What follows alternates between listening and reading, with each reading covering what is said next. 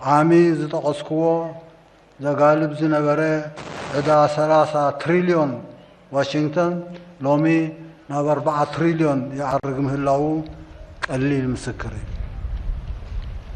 ترامب نتحدغان من قلقالن مئمانو أونتاوي يخبهال زكال كوانتخونه موفوسيلو زخطلو زلو سقمتتات وصايتات مسلطال زساقمة اندستوريتاتن وفرن مسحابن مملاسن متياسن قرص معباي زبيتاو قبر منكاي مقبات زي ركب معدنات حيل موت واطن مهدادن صعوق وفرن زمتن ون اب دبلوماسين بروباغاندان وزته كسرح يغيلدو ابي مسمن አሜሪካ በዳ የተዘፈቀች ሀገር እንደሆነች ከዚህ በፊት ነግሬያችሁ ነበር። በዳ ስለተዘፈቀች የዓለምን ለመዝረፍ በየቦታው የምትሯሯጠው ይሄንን እዳዋን መሸፈን ያልቻለች ድሃ ሀገር ነች እና 30 ትሪሊዮን ዶላር ብድር አለባት ብያችሁ ነበር ባለፈው። አሁን ያ ብድር 40 ትሪሊዮን ደርሷል ይላሉ አሜሪካንን በገመገሙበት የነጻነት በዓል ንግግራቸው ላይ።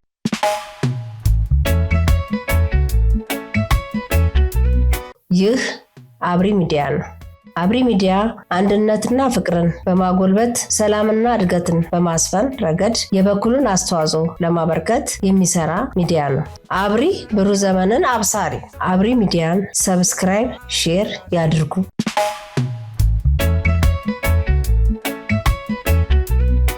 ሰላም የአብሪ ሚዲያ አድማጭ ተመልካቾቻችን እንደምን አላችሁ? እኛ ከአብሪ ሚዲያ ደህና መሆናችንን እየገለጽን ሰላም፣ ጤና፣ ፍቅር፣ ተስፋ፣ አንድነት በያላችሁበት ለሁላችሁም በሁሉም ስፍራ እንመኝላችኋለን። እንደተለመደው በዛሬው ፕሮግራም ይዤላችሁ የቀረብኩት የኤርትራው ፕሬዝዳንት በ35ኛው የኤርትራ የነጻነት በዓል እኛ የመገንጠል የምንለው ማለት ነው። እዛ ላይ ያቀረቡትን ግምገማ በተለይም አሜሪካ ላይ አተኩረው ዶናልድ ትራምፕን ክፉኛ የገመገሙበትን ንግግራቸውን እንመለከታለን እና ፕሬዝዳንቱ እንደተለመደው በማንኛውም መድረክ ላይ ንግግር ሲያደርጉ ስለ ኤርትራ ራዕይ፣ ኤርትራ ውስጥ ስላከናወኑት ተግባር፣ ስለ ኤርትራ እድገት እና ስለ ኤርትራ ሕዝብ ፍላጎት አይገልጹም። ለኤርትራ ሕዝብ ቃል የሚገቡትም የላቸውም። ሰርቻለሁ የሚሉትም የኢኮኖሚ፣ የማህበራዊ፣ የፖለቲካ አፈጻጸም የላቸውም። ለወደፊትም እንደዚህ አደርጋለሁ አይሉም።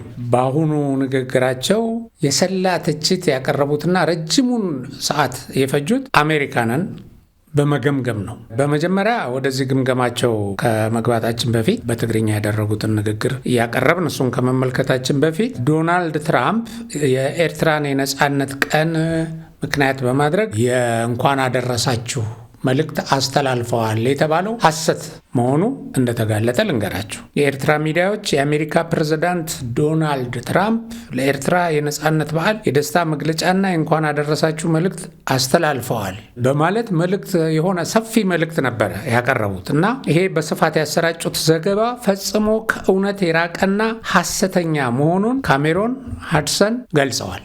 እኚህ ተንታኝ የአሜሪካ የውጭ ጉዳይ መስሪያ ቤትን ይፋዊ ሊንክ በማያያዝ ነው ድርጊቱን ያጋለጡት እና ሊንኩ ላይ ሐሰተኛ ነው፣ እንደዚህ አይነት መልእክት አልተላለፈም ተብሎ እዛ ሊንኩም ላይ እንደዚህ አይነት መልእክት ተጽፎ አለመኖሩን በማሳየት ነው ይሄንን ሐሰተኛ መረጃ ያጋለጡት እና የኤርትራ ሚዲያዎችን ታማኝነት ጥያቄ ምልክት ውስጥ የሚከትና ሐሰተኝነታቸው ሙሉ በሙሉ የሚያጋልጥ ነው። ፌክ ኒውስ ነው። ይሄንን ካልን እንግዲህ ኢሳያስ አፈወርቂ አንዳንዱን ነገር ልክ እንደ ትንቢት ተናጋሪ ይሄ ዓለምን ሊያጋጥማት የሚችለውን ሁኔታ አስቀድመው እንደተነተኑና እንዳስጠነቀቁ በመግለጽ ነው። በዚህ ጊዜ እንዲህ ብዬ ነበረ ከምዚሌኔሬ እና ከዛ በኋላ ይሄ እንግዲህ አያችሁ አሁን ያኔ እንደዛ ያልኩት ነገር አይነት እያሉ ነው የገለጹት።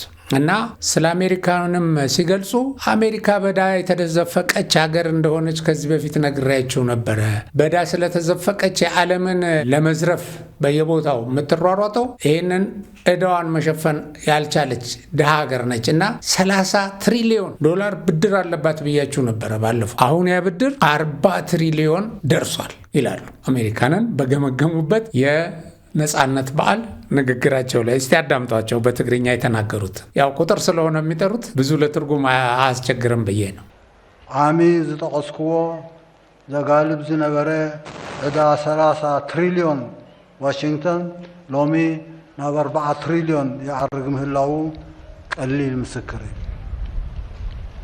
ትራምፕ ነቲ ሓደጋን ምንቁልቋልን ምእማኑ ኣወንታዊ ክበሃል ዝከኣል እኳ እንተኾነ መፈወሲ ኢሉ ዝኽተሎ ዘሎ ስጉምትታት ወፃኢታት ምፅልፃል ዝሳገመ ኢንዱስትሪታትን ወፍርን ምስሓብን ምምላስን ምጥያስን ቀረፅ ምዕባይ ዘቤታዊ ግብሪ ምንካይ ምግባት ዘይርከብ ማዕድናት ሓይሊ ምውጥዋጥን ምህዳድን ጽዑቕ ወፍርን ዘመተን እውን ኣብ ዲፕሎማስን ፕሮፓጋንዳን ወዘተ ክሰርሕ ይኽእል ዶ ኣበይ ምስመን?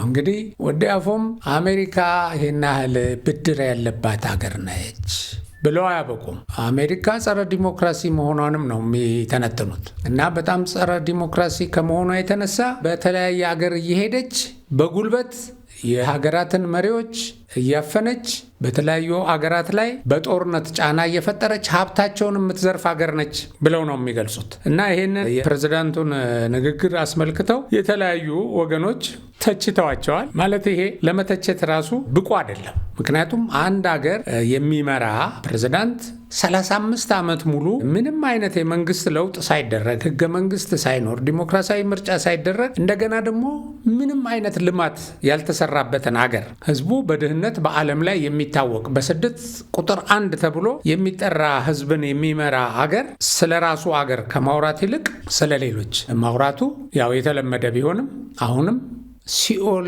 በሆነች ሀገር ውስጥ ሆኖ ሌሎች ላይ እየተንጠራሩ የሌሎችን መተቸት በጣም አሳፋሪ ነው እያሉ ብዙዎች ተችተውታል። እና ከንግግራቸው እንግዲህ አብዛኛው አሜሪካ ጸረ ዲሞክራሲ ነች እያሉ ነው የገለጹት። እና የቬንዙዌላ መሪን ማዱሮን ከሀገሩ በህገወጥ መንገድ አግቷል እና የአንድ ሀገር መሪን በሰው ሀገር ገብቶ በማንን ልብኝነት አፍኖ መውሰድ ይሄ አምባገነንነትን ነው የሚያሳየው ነው ያሉት። እና በሌሎችም ሀገሮች ያሉት ይህንንም በድምጻቸው እስቲ እናዳምጣቸው። ተሐለፈ ዓመት ተፈንዮም ዘለው ባሉናት ግሪንላንድ፣ ካናዳ፣ ሜክሲኮ፣ ኩባ ወዘተ ባህርያዊ ሃብቲ ድዩ ጂኦግራፊ ድዩ ክሊ ጽልዋ ድዩ ንዝና ድዩ ሳዕቤናቱ እንታይ ክመስል ይኽእል ናይ ብሓቂ ንምርድኡ ኣዝዩ ጸጋሚ ስለ ዝኾነ ገምሪ ዘይብሉ ዓቕሊ ዝሓትት እዩ።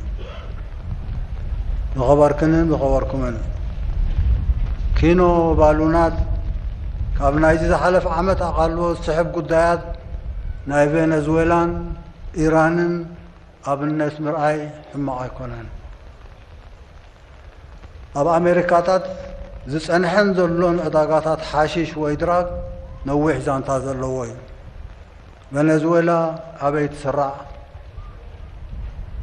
ማዱሮ ኸ እንታይ ተራ ነይርዎ? ቬነዙዌላ ናይ ኣሜሪካ ሃገራዊ ድሕነት ስግኣት ድያ? ብኸመይ? ማዱሮ ኸ ከም ውልቀ ሰብ ንሃገራዊ ድሕነት ኣሜሪካ ስግኣት ነይሩ ድዩ? እቲ ስርሒት ዝኻየደ ስርሒት ንምቕያድ ንኻልእ ኣጀንዳታት ምስምስን ገንሸልን ዲ ነይሩ? መልስታት ክሳብ ዝርከብ ገምሪ ዘይብሉ ዓቕሊ። ኢራን ከ ኑክሌራዊ ፕሮግራም ኢራን ኣብ ፈለማ ሰብዓታት ኣብ ዘመነ ሻህ ዝጀመረ እዩ። ብናይ መን ደገፍን እትብባዕን ናቱ መልሲ ኣለዎ። ድሕሪ 1979 ከመይ ኢሉ ከም ዝማዕበለ እውን ነዊሕ ዛንታ እዩ። ምዚ ኣብ ልዕሊ ኢራን ተኣውጁ ዘሎ ኩናት ግን ክምለሱ ዘለዎም መባእታውያን ሕቶታት ኣለዉ። ናይ ኣማን ከ ኢራን ስግኣት ኣሜሪካ ድያ? ኣሜሪካ በየናይ መጥቃዕቲ በይናዊ መጥቃዕቲ ክትወስድ ከ እንታይ ሕጋዊ ሓለፍ ኣለዋ? ሕልፍ ሕልፍ ህልየ ዝበልክዎም ምስ ምምፃእ ትራምፕን ዝኣወጆም ፖሊሲታትን ዝወሰዶም ስጉምትታትን ኣውራ ኣብዚ ኻልኣይ እግሩ ንጻዕዳ ገዛ ዝኣተወሉ ናይ ዓመትን መንፈቕን ፍጻሜታት እዩ። ገና 2 ዓመትን መንፈቕን ተሪፉ ኣሎ። ይህን ሀገር የሄዱ በጉልበት እንደዚህ ያደረጉ እነዚህ ሀገሮች ምን አድርገው ነው? በአሜሪካ ላይ ምን እንደተባለው የእጽ ንግድ ነው ወይ? ልብ ብላችሁ ተመልከቱ። ይሄ የትራምፕን ጦረኝነት አምባገነንነት ነው የሚያሳየው። ይሄ ሰውዬ ገና 2 ዓመት ተኩል ሆኖ ዓለምን እየበጠበጠ ነው ብለው እስከ ኢራን ጦርነት ድረስ ሄደው ይገልጻሉ። እና የኒኩለር ኃይልን ምክንያት የሚያደርገው ኒኩለር የሰራችው ኢራን ብቻ ነች ወይ? እንደዚህ ብለው ይሄ ወረራው ወይም ጦርነቱ የሌላን አገር ሀብት ለመንጠቅ እንደተደረገ አድርገው ነው በጣም አጽንኦት ሰጥተው የገለጹት። እና አሁንም በኢራን ላይ እየወሰደ ያለው ወታደራዊ ጥቃት ትክክል አይደለም እና ምን ኢንተረስት ኢራን ኒኩለር ብትሰራ ምን ብትል ይሄ በአሜሪካ ላይ ምን ተጽዕኖ አለው ነው ያሉት። እና እንዳልኳችሁ ረጅም ሰዓት የፈጀ ነው ንግግራቸው። እቺ ቆንጸል ያደረግነው ጥቂቱን ነው። በጣም ነው ክፉኛ ነው የገመገሙት ዶናልድ ትራምፕንና መንግስታቸውን። እና ይህን አስመልክተው ኢትዮጵያ ጠቅላይ ሚኒስትር የአፍሪካ ቀንድ አማካሪ ጌታቸው ረዳም ትችት አቅርበዋል። እሳቸው ያቀረቡት ትችት ካሜሮን ሃድሰን በትዊተር ገጻቸው ያነሱትን ጥያቄ ለሰውየው ያቀረቡላቸውን ለኢሳያስ ያቀረቡላቸውን ጥያቄ መነሻ አድርገው ነው እና ይሄ ዜናውም አሜሪካ መግለጫ ሰጠች የተባለውንም ዜና ሐሰትነት ያስተባበሩት እና ትንታኔ የሰጡት ካሜሮን ሃድሰን በመልእክታቸው ምንድነው ያሉት? ማንኛውም ጤነኛ መሪ የብሔራዊ በዓል መልእክቱን አብዛኛውን ክፍል ስለ ሀገሩ እድገትና መረጋጋት ከማውራት ይልቅ ለዶናልድ ትራምፕ እና ለማጋ ለምን ይሰጣል? ይሄ ከኤርትራ ጋር ምን ግንኙነት አለው ሲሉ ነው ጥያቄ የሚያቀርቡት። እና ይህንኑ የሃድሰንን ሀሳብ ነው መነሻ አድርገው ጌታቸው ረዳ ባሰፈሩ ጽሑፍ ይህ ጥያቄ ለብዙ ዓመታት ሲጠየቅ የኖረ ነው። ኤርትራ በየዓመቱ በምታደርገው ንግግር በተለያየ መድረክ አንዳንድ ጊዜ በዓለም ባይኖር ወቅታዊ ሁኔታ ላይ መግለጫ እሰጣለሁ ብለው ይመጡና ህዝቡ ስለ ኤርትራ ይሰጣሉ ብሎ ሲጠብቅ ስለ ዓለም ይተነትናል ቀርበው። ጋዜጠኞችም የሚጠይቋቸው ጥያቄ የዓለምን ስለ አሜሪካ፣ ስለ ቻይና፣ ስለ ሩሲያ፣ ስለ ቀጠናው፣ ስለ አፍሪካ ቀንድ፣ ስለ አፍሪካ አጠቃላይ፣ ስለ ምስራቅ አፍሪካ ጠይቋቸዋል። እዚህ ላይ ነው ማብራሪያ ሲሰጡ የሚውሉት እና ይሄ አዲስ ነገር አይደለም ነው የሚሉት። እና በየዓመቱም ይህን ጥያቄ የሚያስነሳ ነው የፕሬዝዳንቱ ንግግር ነው የሚሉ ጌታቸው። እና አክለውም ፕሬዝዳንት ኢሳያስ በመፍረስ አደጋ አፋፍ ላይ ያለችን ሀገር ከሚመራ መሪ ይልቅ ለዓለም ማንም ያልጠየቃቸው ምክር እንደሚለግስ ፈላስፋ ንጉስ ሆነው እንደሚናገሩ ነው ያቀረቧቸው። እና ራሳቸውን እንደ ፈላስፋ ንጉስ ነው የሚያዩት። በዛች በድህነት ከድህነት ወለል በታች በምትገኝን ሀገር እየመሩ የዲሞክራሲ ተስፋዋን ያጨለሙ የብልጽግና ጉዞ ወይም ራዕይ የሌላቸው የኢኮኖሚ ፕሮግራም የማያወጡ አሁን እኮ ስለ ሀገራቸው የሚናገሩት እቅድ አውጥተው በዚህ ዓመት ይህን እንሰራለን፣ የዚህ ዓመት የኤርትራ እቅድ ይሄ ነው ቢሉ የእቅድ ሪፖርት ቀርበው ያብራራሉ። በዚህ ደረጃ በዚህ ፐርሰንት እቅዳችን ተፈጽሟል ብለው ማለት እቅድ የላቸውም እና ሪፖርት የሚያቀርቡበትም ምክር ቤት የላቸውም። ኤርትራን የሚገዙት እሳቸው ናቸው። የሚማከሩትም ከራሳቸው ጋር ነው እና የሚያወሩት ደግሞ ያው ስለ ዓለም ነው። እና ጌታቸው ሲስ ባቀረቡበት ጽሁፋቸው ላይ ከከረን ከደቀ መሐሪ ወይም ከአዲኋላ ከተሞች ይልቅ በካምፓላ እና በጁባ የሚኖሩ ኤርትራውያን ቁጥር ከፍ ያለ ነው። ይህም መብዛቱን ጠቅሰው ፕሬዝዳንት ኢሳያስ ላለፉት 35 ዓመታት ሆን ብለውና በደስታ ሲያዘጋጁት የነበረውን አጠቃላይ የተስፋ መቁረጥ ስሜት በሚገባ እንደሚያሳይ ነው ያብራሩት። እና ህዝቡ ተስፋ ቆርጦ አሁን ስለ ኤርትራ እድገት ከማሰብ ይልቅ የዓለምን አጀንዳ ሰምቶ ፕሬዝዳንቱን በቃ የዓለም የፖለቲካ ተንታኝ አድርጎ በማየት ግን ስለ ሀገሩ ምንም እይታ እንዳይኖረው ጋርደው እና ያለው ተስፋ በስደት ብቻ ከሀገር ጠፍቶ በድህነት ያው በጀልባ የሚያልቀው ያልቃል። በዓለም ላይ ከፍተኛ ቁጥር የሚያስመዘግቡት ኤርትራ ተወላጆች ስለሆኑ ማለት ነው። እና እንደዚህ አይነት ከፍተኛ ትችት ቀርቦባቸዋል ፕሬዝዳንት ኢሳያስ አፈወርቂ። እንግዲህ ከዚህ ጋር አያይዘን ለማጠቃለያ ያህል ከአሜሪካ ጋር ግንኙነት ይፈጠራል የሚል ወይም አሜሪካ በኤርትራ ላይ የጣለችውን ማዕቀብ ታነሳለች፣ ከኤርትራ ጋር ወዳጅነት ትፈጥራለች የተባለው ነገር እውን ይሆናል ወይ ብለን የጠየቅን እንደሆነ እንደዚህ አይነት በአምባገነንነት የሚከሱት ትራምፕ ጋር እንደዚህ አይነት ስምምነት ኢሳያስ አይፈጥሩም። ለመፍጠርም ፍጹም ባህሪያቸው አይፈቅድም። ባይዘዌ በግብፅ ነው የሚታዘዙት። የአሜሪካ መምጣት ባለፈው ከኢትዮጵያ ጋር የተወሰነ የኢኮኖሚም ሌሎች ወታደራዊ ስምምነትም ተፈራርማለች እና ከዚህ አንጻር አሜሪካ እመጣለሁ ብላ ግን ከመምጣቷ በፊት ነው ግብፅ መታ እዛ ውሃውን የቀይ ባህር ተዋሳኝ ሀገሮች ካልሆኑ በስተቀር የቀይ ባህር ላይ መብት እንዳይኖራቸው እንዳያስተዳድሩ የሚል በሁለቱ ሀገራት ስምምነት ተፈራርመዋል። እና ይሄ ባለበት ሁኔታ ማድሮንን እኮ ያነሱት ኢሳያስ ትራምፕ ከመጣ የማድሮንን ዕጣ ነው እኔ የማገኘው ብለው እንዴት የአንድ ሀገር ፕሬዝዳንት በዚህ ደረጃ አገሩ ላይ ተገብቶ ይወሰዳል? ይሄ ህግ አለመኖሩን የዓለም ማህበራት የሚባሉ ምንም ፋይዳ እንደሌላቸው የሚያሳይ ነው ብለው ነው እንግዲህ የነገሩን። እና ይሄ ምን ያሳየናል? የለም አሜሪካ እዛው በጸበልሽ እኔ ማድሮን አይደለሁም አላስጠጋሽም የምትበዩም አይነት ነው ንግግራቸው። እና ምንም አይነት አገሪቱንም ለማሳደግ በቀጠናውም ለውጥ እንዲመጣ ተባብሮም ለመስራት ፈጽሞ ዝግጅት የሌላቸው ሀገራት ፕሬዝዳንት ናቸው። በሚያሳዝን ሁኔታ ግን እንዲህ አይነት የሀገሩን ህዝብ ሲኦል አድርጎ ቲቦር ናጂ ባይዘዌ ኤርትራን ሲኦል ያደረገ መሪ ነው ያሏቸው። በዚሁ አሁን በ35ኛ ዓመት የነጻነት በዓላቸውን ምክንያት በማድረግ ሀገሩን ሲኦል ያደረገ መሪ ኢሳያስ አፈወርቂ ብለዋል። እና የአሜሪካንን ወደዛ መምጣትን ማስመልክተው ቲቦር ናጂ ምንድነው ያሉት? አሜሪካ የምትመጣ ሆኖ እንኳን ብትመጣ የኢሳያስ ህልውና የሚያከትምበት ሁኔታ ነው የሚፈጠረው ነው ያሉት። ስለዚህ የህልውናው መጥፊያ ነው የሚሆነው ብለው ከዚህ በፊትም ገልጸዋል። አሁን 35ኛ ዓመቱንም ምክንያት በማድረግ ቲቦር ናጂ ይሄንን ነው የገለጹት። የፕሬዝዳንቱን አምባገነንነት እና ለህዝቡ ምንም አይነት ለውጥ እድገት ያላመጣ መሪና ህዝቡን በሲኦል ውስጥ የሚያኖር መሆኑን ገልጸው አደጋ ላይ ነው የሚኖረው ከአሜሪካ ጋር የተባለው ግንኙነት ቢፈጠር እንኳን ነው ያሉት። ስለዚህ እቺን ግምገማ ኢሳያስ አፈወርቂም ስለሚያውቃት ወደ እንደዚህ አይነት ነገር አይመጣም። እንዲሁ ኤርትራን እንደዘጋት እንደቆለፋት ይኖራል።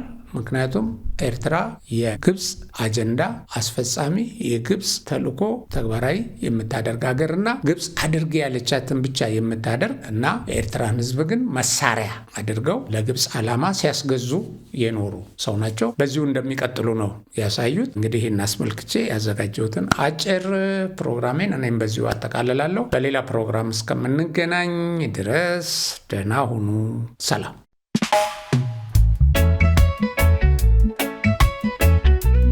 ይህ አብሪ ሚዲያ ነው። አብሪ ሚዲያ አንድነትና ፍቅርን በማጎልበት ሰላምና እድገትን በማስፈን ረገድ የበኩሉን አስተዋጽኦ ለማበርከት የሚሰራ ሚዲያ ነው። አብሪ ብሩህ ዘመንን አብሳሪ። አብሪ ሚዲያን ሰብስክራይብ፣ ሼር ያድርጉ።